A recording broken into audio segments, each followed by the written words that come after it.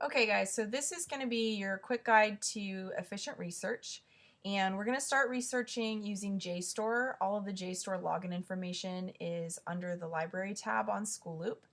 Once you get into JSTOR and you're going to log in using the Monta Vista credentials, I highly recommend that you create a My JSTOR account, which is going to be linked to but a separate login from the Monta Vista account. What that's going to do is it's going to allow you to access the Monta Vista account from home and save some of your articles and citations for later reference. So you can just kind of create a little clipboard that has all of your different links to different articles in it. So the first thing when you get on JSTOR is you want to go into the advanced search tools and look for not just one term but several terms that are related to your search topic. Don't put in an entire string of text like you would to Google. Instead, think about what are the keywords that you're hoping to see in an article. It's going to have one field, maybe two. You can always add more fields if you need to narrow it even more if you're getting too many results back. I always check to include only content I can access and also include links to external content when searching, because that will give you both things that are elsewhere on the web that are not stored on JSTOR, but it'll also won't give you any articles that you can't see. And then if you want to search even narrower, you can limit it to just articles or articles and reviews. Reviews might point you in the direction of helpful books. If you're getting too many results that are too old for your topic, you want to specify a date range, and for this you're probably going to do more years, so you might do something like 1980 to 2015. Okay? All right, so you get this JSTOR search back and you're looking through your article titles and you find this one article, and this article seems perfect. It's exactly what you're looking for. So the first thing you want to do after you've bookmarked the article, after you've saved what you need from it, you're going to go to the end of that article where the notes are. They're usually at the very end. Sometimes on rare occasion they're at the bottom of the article, on the bottom of each page, but usually the notes and the references are at the very, very end. You're going to look through those references and you're going to find any book titles that article author used that seem like they might be relevant to your topic. So in this case, we've highlighted 3 different book titles. Okay.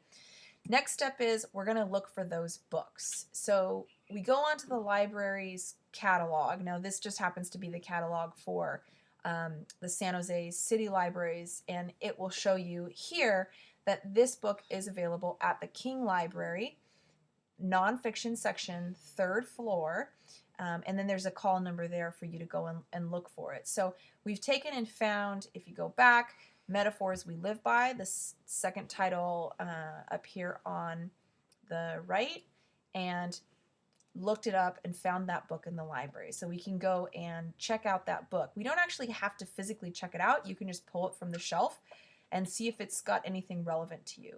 If anything, it's probably going to be 1 or 2 chapters at most that would be relevant to your topic. The next step after that would be to look around that book. So in this case, under subject, down here, you'll see that some relevant subjects to you might be language and languages, philosophy, and also metaphor.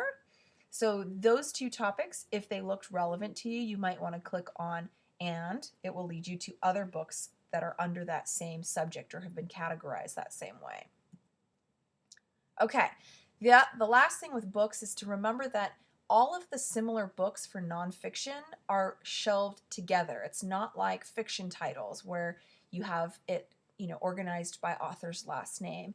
Instead, you'll see books that are around each of these books that look relevant to you. So spend some time when you get to the shelf looking at the books that come just before and just after that book, because you may find something that's even more pertinent to your topic that just didn't come up in your search. Okay, the next step, the 6th step, you want to go to the end of the article that you found before, that perfect article from JSTOR, and this time, instead of looking for book titles, you're going to look for articles. And you're looking through those citations to find articles that might be of interest to you and that you think you might want to take a look at.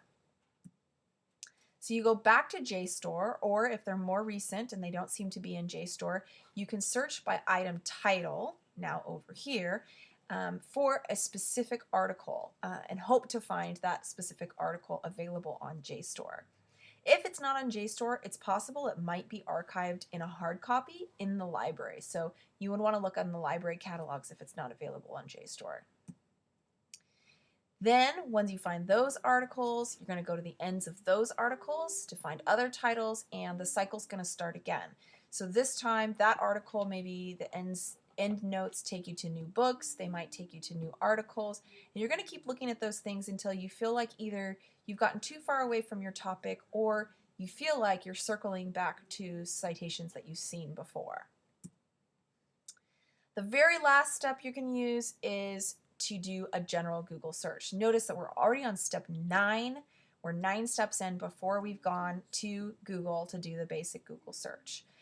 That's because Google's going to throw back a lot of things, and you're going to spend a lot of time sifting through the stuff on Google to find something that's relevant to you and that's credible enough to be included in an academic research paper.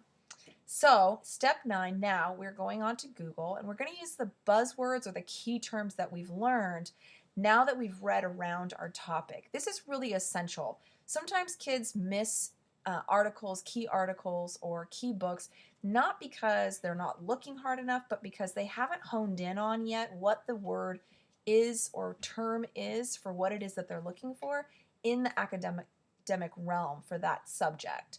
So maybe in the realm of sociology, instead of lyrical analysis, they're calling it musical lyrics or something like that. And you're searching lyrical analysis and you're not getting the hits that you're expecting.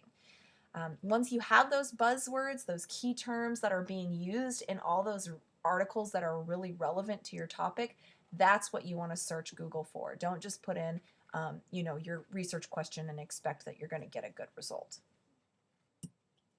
Okay, that's it. If you have any questions, of course, ask me, ask Mr. Sturgill, and we are happy